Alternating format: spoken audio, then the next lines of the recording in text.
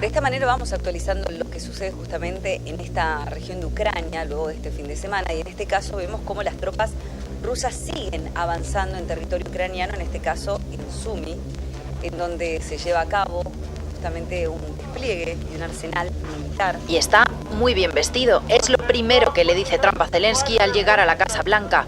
Ahí arranca una tensa comparecencia que dura casi una hora. La Casa Blanca y la administración de Donald Trump dijo que pausa estas ayudas. Y esta es la reacción de la embajadora ucraniana que estaba presente en el despacho Oval durante el enfrentamiento. Un gesto que está haciéndose viral en redes sociales.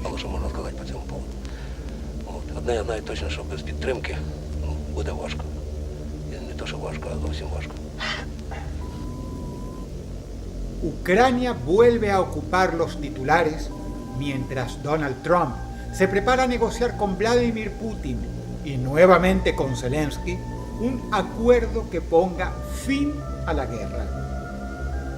Algunas historias comenzaron a emerger a la luz en este país, procedentes sobre todo de áreas que estuvieron en algún momento bajo la ocupación rusa, cuyo ejército, debemos recordar, no solo no se caracteriza por su respeto a los derechos humanos, sino que está compuesto en gran medida por criminales sacados de las cárceles y también por muchos mercenarios de repúblicas exsoviéticas.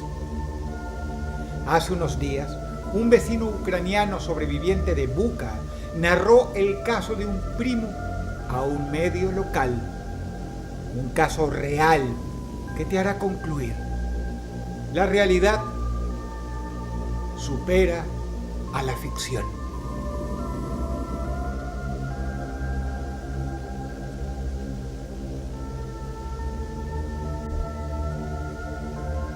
Por medio de su testimonio, nos enteramos que hace un par de años, la casa de su hermano mayor, Maxim, en Bucha, ciudad de Ucrania, fue ocupada por tropas rusas. Era la única edificación en pie en toda la manzana y por ello fue la que eligieron los rusos como base de operaciones durante la ocupación.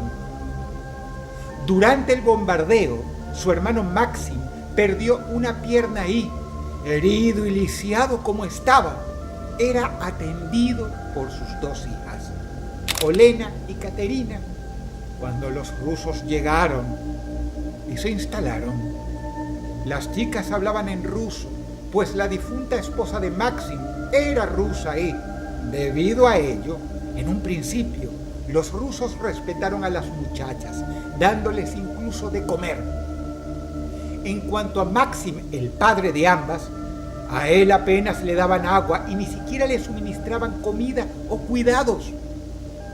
La máxima atención que tenían con aquel ucraniano era permitir que sus hijas le limpiaran y atendieran como pudiesen la pierna destrozada. Los días fueron pasando y la situación se fue enrareciendo.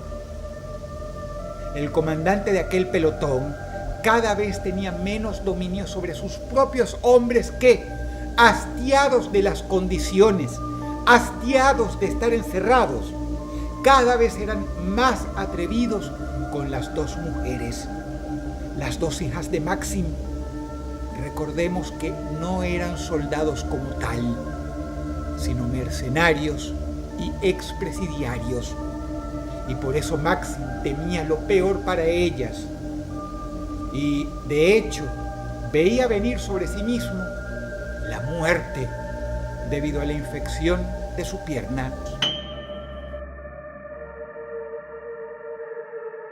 Llegó un punto en que Olena tuvo que abofetear a uno de los soldados rusos que la había manoseado, y este en respuesta la golpeó salvajemente.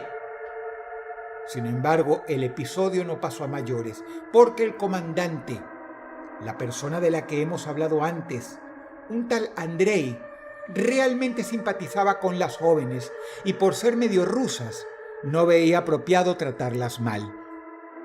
Quiso el destino que una tarde 2 de sus soldados, que salieron a patrullar, fueran emboscados por un dron ucraniano, muriendo uno y quedando ciego el otro.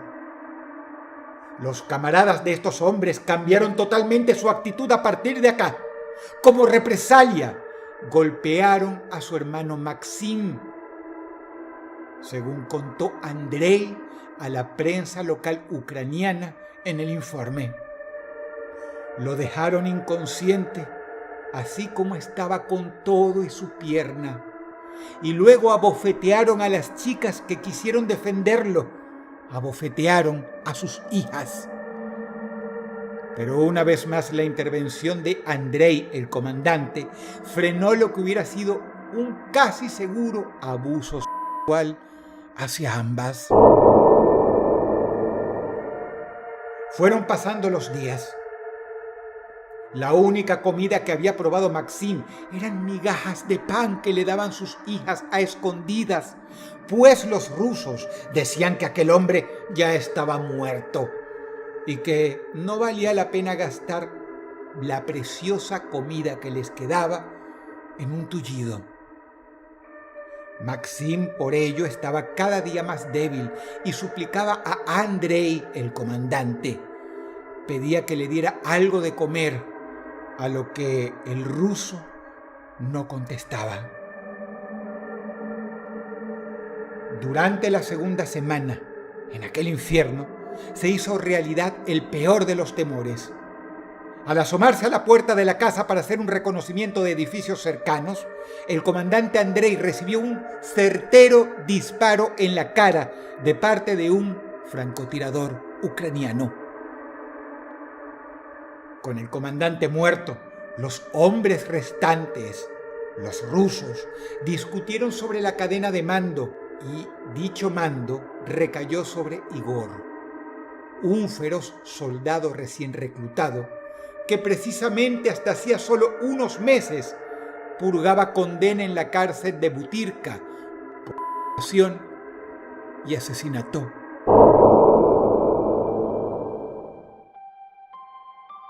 Beneficiado por una amnistía de Putin, se alistó y fue a dar al frente tal como tantos otros reclusos Igor. Todos se entristecieron por la muerte de Andrei, pero Igor no.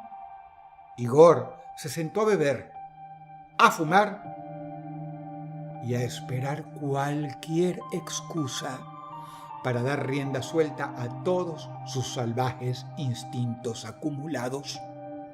Las dos hijas de Maxim intentaban pasar desapercibidas y pasaban el tiempo con su padre en un rincón del cuarto donde lo tenían recluido. Intentaban ni siquiera salir, pero todo fue inútil. Aquella misma noche Igor lo miró mientras se quejaba y le preguntó qué quería. El hombre le dijo con la voz reseca que solo quería algo de comida. Aquella bestia llamada Igor les respondió en roto lenguaje ucraniano: tú quieres comida, nosotros queremos diversión. Así que dime, ¿qué hacemos con estas dos? Y agarrando del pelo a Olena, la arrastró hacia la cocina y comenzó a abusar de ella, haciéndole señas a sus hombres que, como animales, se lanzaron sobre la hermana y procedieron a arrancarle la ropa con el mismo fin. Maxim tuvo que ver cómo la soldadesca rusa hacía lo que le parecía con sus hijas mientras las golpeaban. Y lo peor aún no había llegado, según relató el hermano de Maxim al medio de prensa Romatsky. Pues al terminar de abusar de las dos hijas, Igor, el recluso devenido en comandante de aquel pelotón, lo miró y le dijo: nosotros ya tuvimos diversión, ahora tú tendrás comida.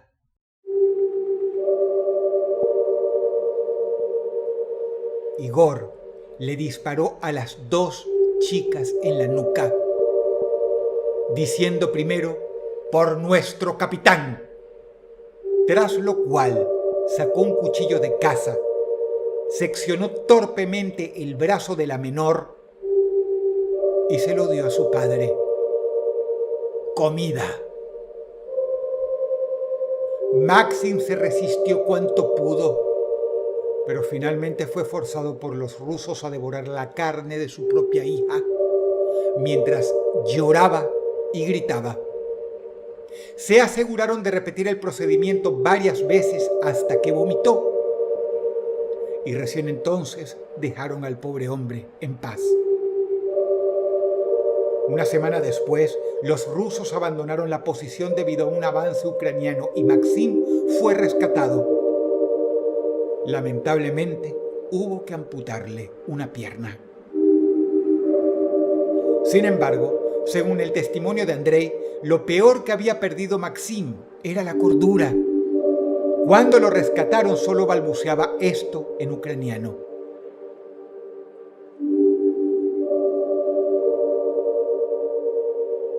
Al ver los cuerpos de las hijas de aquel hombre que deliraba y ver los videos que Igor y sus hombres habían dejado atrás en sus celulares durante su rápida huida, fue que comprendieron la terrible historia. Hasta la fecha, según Andrei, su hermano no se recuperó. Solo balbucea las mismas palabras y casi no come, vomitando la mayoría de lo que se le intenta dar y teniendo que ser alimentado por sonda debido al inmenso trauma de haber tenido que devorar a su propia hija recién violada. Aún no se apaga el fuego de la guerra, pero ya comienzan a aflorar este tipo de historias desde las ruinas de ciudades. No son historias aisladas, son dramas que se repiten en el testimonio de miles de civiles, a decir verdad, de ambos bandos, y que una vez se firmen los tratados, una vez se silencien las armas, comenzarán a aflorar a la luz, dando la razón a la famosa frase de George Bernard Shaw: solo los muertos conocen el fin de la guerra.